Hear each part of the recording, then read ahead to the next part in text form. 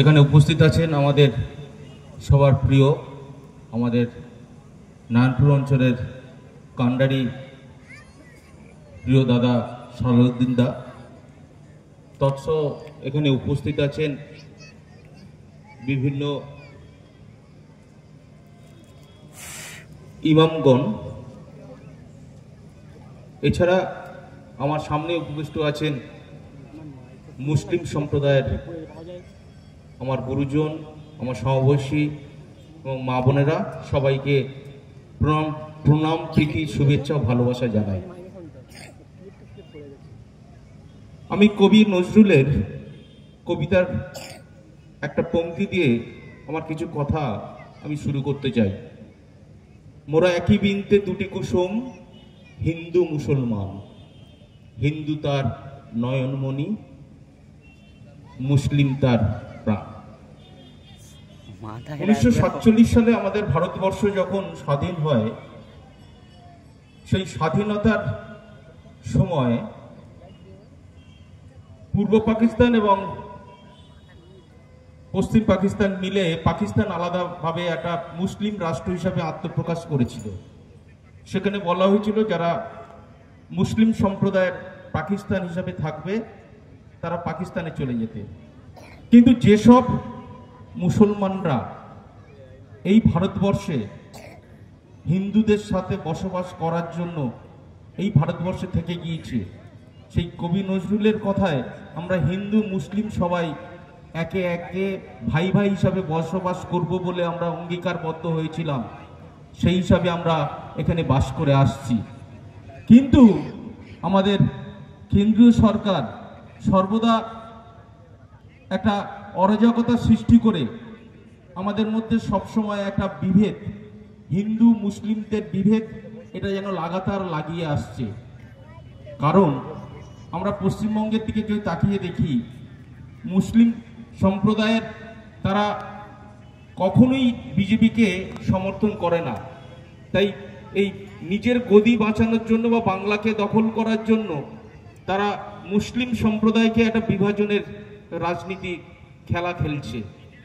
সেই সময় এই যে ওয়াকফ বোর্ড, ওয়াকফ কথার অর্থ হলো দান, যে নবীজির উদ্দেশ্যে মহান আমাদের আপনাদের পূর্বপুরুষরা দান করে এসছে, সেটা শুধুমাত্র আপনাদের মুসলিম সম্প্রদায় সেটাকে ব্যবহার করার জন্য। 1954 সালে এটা প্রথম একটা আইনে সিদ্ধ করা হয়েছিল। তারপরে 1995 খ্রিস্টাব্দে কংগ্রেস পিরিয়ডে সেটার সময় খুব দুর্ভাগ্যবশত এই বিজেপি সরকার সেটাকে সমর্থন জানিয়েছিল। অথচ আজ তারা এই বিলের বিরোধিতা করে নতুন একটা অ্যামেন্ডমেন্ট আনার চেষ্টা করছে। এটা একটা হাস্যকর ব্যাপার।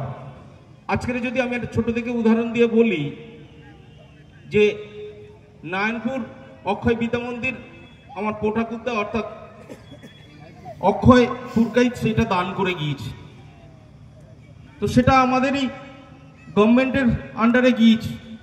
সেটা যদি আজকের আমি ব্যক্তিগতভাবে বলি না আমার সম্পদ আমাকে ফিরিয়ে দাও, এটা কখনো সম্ভব?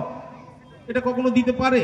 তাহলে যেটা মুসলিমদের জন্য সম্প্রদায় তাদের পূর্বপুরুষরা দান করে গিয়েছে নবীদের কাছে, আজ গভর্নমেন্ট সেটা বলে মনে করলে সেটাকে নিয়ে নিতে পারে? এটা কখনো সম্ভব? এটা হাস্যপ্রদ। তার মানে কি আপনাদের মধ্যে একটা বিভেদ করার চেষ্টা করছে, আপনাদের মধ্যে একটা অরাজকতা করার চেষ্টা করছে। এটা করে তারা রাজনীতির ফায়দা তুলতে চাইছে। তাই আমি ব্যক্তিগতভাবে একজন হিন্দু হিসাবে বলতে চাই, এই কালা আইন আমরা কখনো মানবো না, মানছি না, আপনাদের সঙ্গে আমি আছি। নমস্কার, এই বলে আমার ছোট বক্তব্য আমি এখানে সমাপ্ত করছি। অঞ্চলের ইমাম সাহেবগণ, সেই সঙ্গে আমাদের অঞ্চলের প্রধান মাননীয় সালাউদ্দিন সর্দার মহাশয় এবং আমাদের গায়ের কম হিন্দু সম্প্রদায়ের ভাইরা যারা আছেন, সাধু সন্ন্যাসী, সবাইকে অসংখ্য ধন্যবাদ। সেই সঙ্গে এই সবাই আসার মহিলাদেরও আমি ধন্যবাদ জানাই। কঠিন লড়াই শুরু হয়েছে গোটা ভারতবর্ষ জুড়ে। কঠিন লড়াইয়ে কঠিন সিদ্ধান্ত আমাদের নিতে হবে। আমরা জানি যে ভারতবর্ষ একটি বৃহত্তর গণতান্ত্রিক দেশ। সেই দেশে হিন্দু, মুসলিম, বৌদ্ধ, খ্রিস্টান, শিখ, জৈন আমরা পরস্পরের বাস করি। একাধিক জাতের মানুষ, একাধিক ধর্মের মানুষ আমরা বাস করি। কিন্তু আর কোনো ধর্মের মানুষের উপরে এই আঘাত নেমে আসে না, বারবার মুসলিমদের টার্গেট করে এই আঘাত নেমে আসে। তার কারণটা কি জানেন? তার কারণটা হচ্ছে এটাই, আপনারা অন্যায়ের বিরুদ্ধে প্রতিবাদ করতে জানেন না। যদি আপনারা অন্যায়ের বিরুদ্ধে প্রতিবাদ করতে যেতেন, তাহলে যখন বাবরি মসজিদ নিয়ে কথা উঠেছিল আমরা বলছিলাম সুপ্রিম কোর্টের রায়কে আমরা মেনে নেব, মান্যত্ব দেব। কিন্তু সুপ্রিম কোর্টের রায় কি দিয়েছিল সেদিন মনে আছে আপনাদের? সুপ্রিম কোর্টের রায়টা কি ছিল? স্বপ্নের ভিত্তিতে সুপ্রিম কোর্টের রায় হয়েছিল। তবু আমরা মেনে নিয়েছি। আমরা 3 তালাক মেনে নিয়েছি, একাধিক আইন পর মেনে নিয়েছি। 370 ধারা কাশ্মীর খায় নামাকে অনেক দূরে, সেটাও আমরা মেনে নিয়েছি। আমরা যদি না মানতাম, ভারতবর্ষের বৃহত্তর গণতান্ত্রিক দেশে আমাদের অধিকার আছে, আমরা যদি সেদিন গছিয়ে উঠতাম, তাহলে এই পথে বসতে হতো না। এখন আপনাদের লড়াইয়ের অনেক পথ বাকি আছে। আপনারা লড়াই করতে রাজি আছেন তো? আর রাজি আছেন তো? তাহলে শুনে নিন, আপনাদের যদি লড়াই করতে হয়, দাঁতে দাঁত চেপে রেখে দিয়ে নিজেদের হাতকে শক্ত করে জান এবং মাল দুটো প্রস্তুত রাখতে হবে। এ সরকার সহজে যাবে না।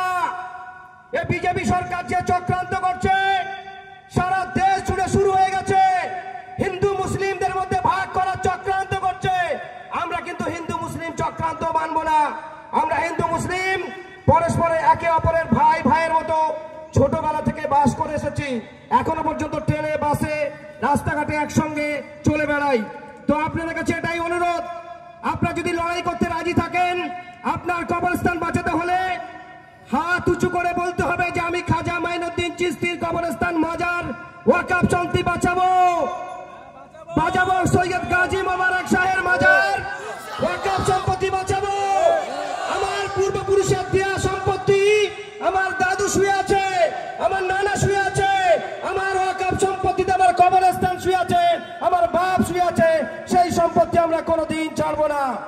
যদি সেটা করতে হয়, দাঁতের দাঁত চেপে রেখে দিয়ে নেতৃত্বকে মানতে হবে। আপনাদের যারা নেতৃত্ব দেবে তাদের কথাই মানতে হবে। আর সংক্ষেপ সভায় এখান থেকে আমার এখনো 2 জায়গায় যেতে হবে। তো আমি সংক্ষেপে একটি কথা বলবো আপনাদের, আমাদের এই সভায় শুধু মুসলমানরা আসবে না, এখানে হিন্দু আসবে, বৌদ্ধ আসবে, শিখ আসবে, খ্রিস্টান আসবে, জৈন আসবে, সবাই বসে আছে। আমরা স্লোগান তৈরি করব, সেই স্লোগানের উপরে বক্তব্য রাখবো, সেই স্লোগান আমরা দেব। আমরা কিন্তু নারায়ে তাকবীর আল্লাহু আকবারটা আমি মাওলানা সাহেবদের বলবো একটু কম করতে। কারণ এই সমাজে যদি আমার হিন্দু ভাইরা বসে থাকে, যদি আমি নারায়ে তাকবীর আল্লাহু আকবার অতিরিক্ত চিৎকার করি, তাদের বিতৃষ্ণা লাগবে, তাদের কষ্ট হবে। এবং সেই সঙ্গে আমি যখন অন্য কোনো দেশের আন্দোলনে যাব, এটা দেশকে রক্ষা করার আন্দোলন, সেই আন্দোলনে আমরা যখন যাব, সেখানে যদি হিন্দু সম্প্রদায়ের ভাইরা বারবার জয় শ্রীরাম স্লোগান দেয়, তখন আমাদের মনে কষ্ট হবে, আমরা কিন্তু সেখান থেকে সরে যাব। তাই আমরা একে অপরের ভ্রাতৃত্ব বজায় রাখতে, একে অপরের মেলবন্ধন তৈরি করতে আমরা চেষ্টা করব। আমরা স্লোগান তৈরি করব, মোদি হটাও দেশ বাঁচাও, মোদি হটাও ওয়াকফ আইন মানছি না, মানব না, মানছি না, মানব না, ওয়াকফের এই কালা কানুন আইন মানছি না, মানব না, মানছি না, মানব না। আমি